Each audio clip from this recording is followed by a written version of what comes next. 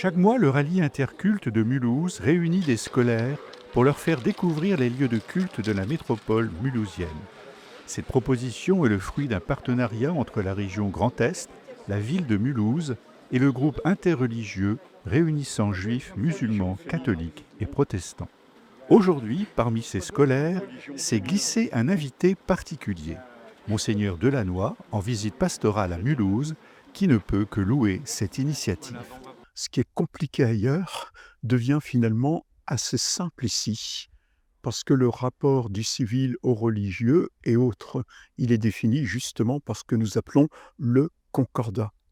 Et donc je me réjouis vraiment que des jeunes aujourd'hui puissent découvrir la culture religieuse. Et donc c'est important que les jeunes puissent découvrir ce cœur afin de ne pas approcher les religions à partir de préjugés, d'idées qui se répandent parfois malheureusement sur les réseaux sociaux.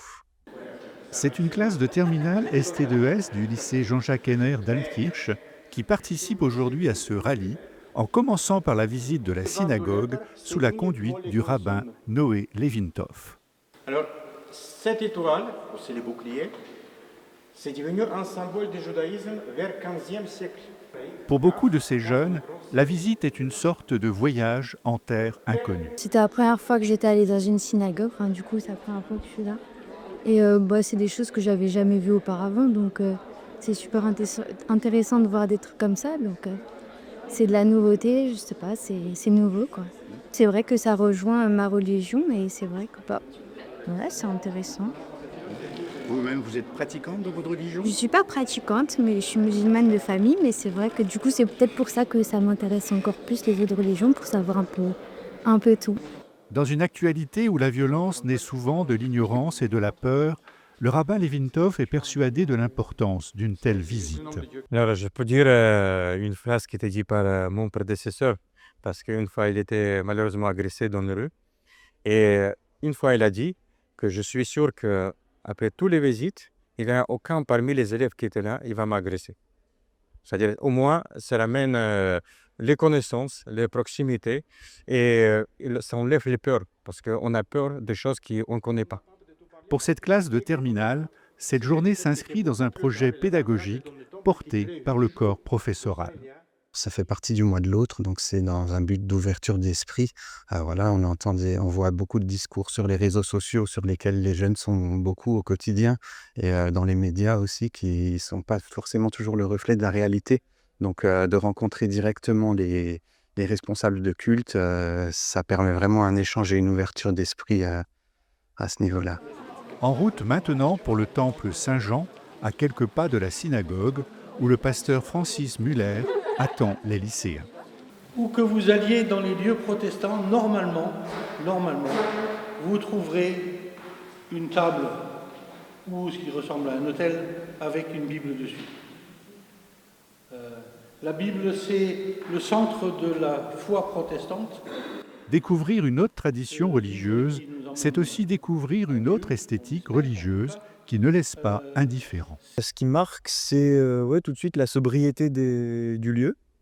C'est très différent des églises qu'on connaît d'habitude, par exemple juste les vitraux où il n'y a rien du tout. Et même la Bible qui est juste là, et vraiment, il n'y a vraiment rien d'extravagant. C'est ça qui surtout est marquant. La visite se termine par l'exposition Juifs et chrétiens plus proches que tu ne le penses, un appel au respect et à la tolérance bien compris par ces lycéens. Mais ça permet surtout en fait de briser les préjugés qu'on pourrait avoir sur les différentes religions ou sur les gens qui pratiquent ces religions. Et je trouve que c'est franchement un plus pour la communauté en fait. Ça fait tomber des barrières et au niveau simplement contre le racisme, je pense que ça peut donner un coup de main aussi. Pour le professeur de philosophie qui accompagne ses élèves, ce rallye interculte est une sorte de cours de philosophie pratique qui rejoint ses préoccupations. En philosophie, par exemple, avec cette classe de terminale ST2S, on se pose une question type bac qui est peut-on se passer de toute religion ? Disons qu'on essaye de se poser la question de de se poser la question de savoir si la religion joue plutôt un rôle fédérateur. Est-ce que la religion permet de souder, de consolider la communauté sociale, ou au contraire, est-ce que la religion serait plutôt source, disons, de tensions, et sujet à peut-être à fragiliser la communauté sociale. Moi, j'essaie de voir un petit peu la fonction sociale de la religion du côté de René Girard avec mes classes de terminale, et de montrer qu'en fait, c'est très difficile d'envisager peut-être une société sans aucune religion. Peut-être que la religion joue un rôle fondamental dont on ne peut pas se passer.